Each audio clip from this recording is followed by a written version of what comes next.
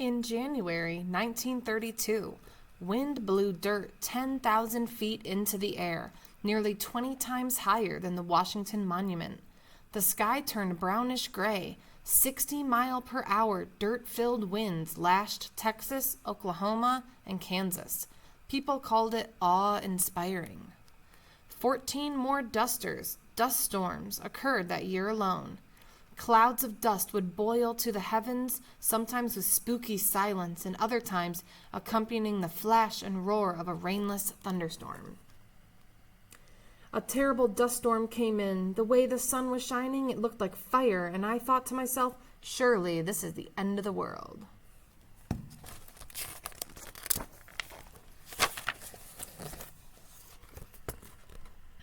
One duster trapped a small plane, tossing it and choking its engine with dirt.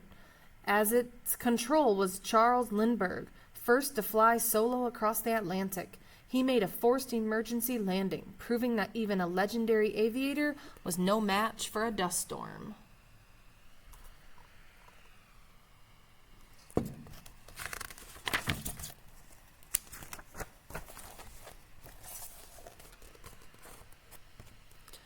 During rare rainfalls, muddy pellets sometimes dropped instead, denting cars and making cows bawl. We couldn't have a blizzard without having dirt with it. It looked like chocolate snow. The worst storms, black blizzards, brought dust-filled darkness. I turned on a light, and all you could see was black. People lost their way in the storm's gloom and sometimes suffocated to death.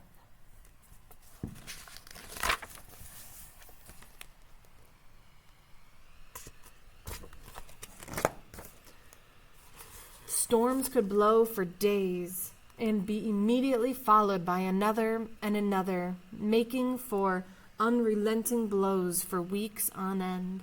Raging, grit-filled winds shattered windows and scoured the paint off houses and cars. Trains derailed. Telephone poles were knocked to the ground.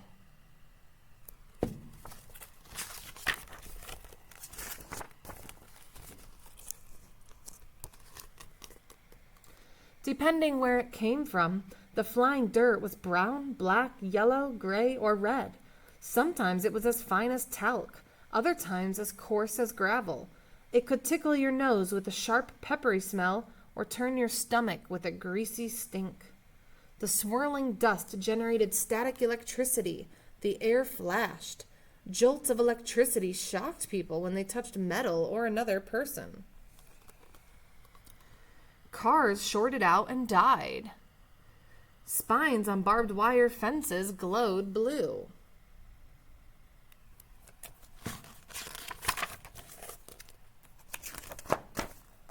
Tons of dirt per acre fell, piling up in snow-like drifts.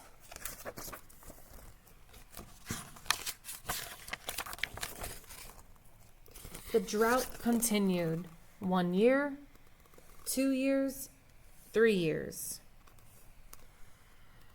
It's lighter than air. It's so very fine.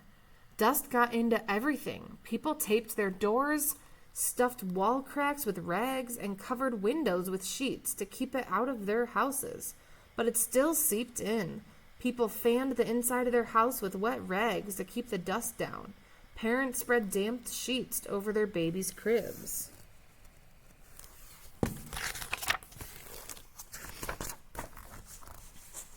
You could write your name on the dirt or dust on the table, and sometimes I'd wipe the table off 2 or 3 times before we could eat on it.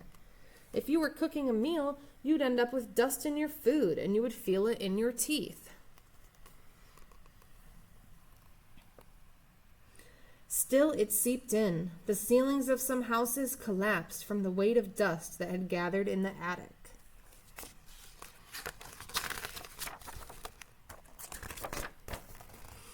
Dust got into animals. My horse, his eyes would water and his nose would water, and I'd wipe his eyes.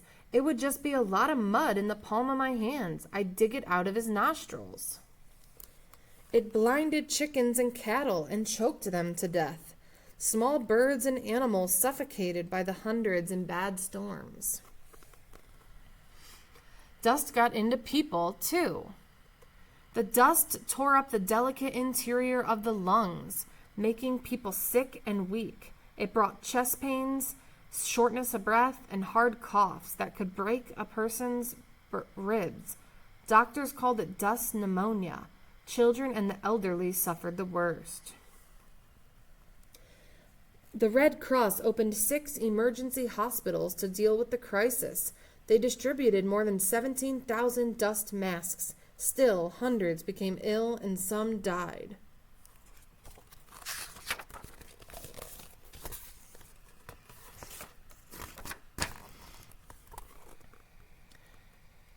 On May 9, 1934, whirlwinds lifted 350 million tons of dirt from the Montana and the Dakotas prairie, gathered them into gritty clouds that reached 15,000 feet, a height equal to 12 stacked Empire State Buildings.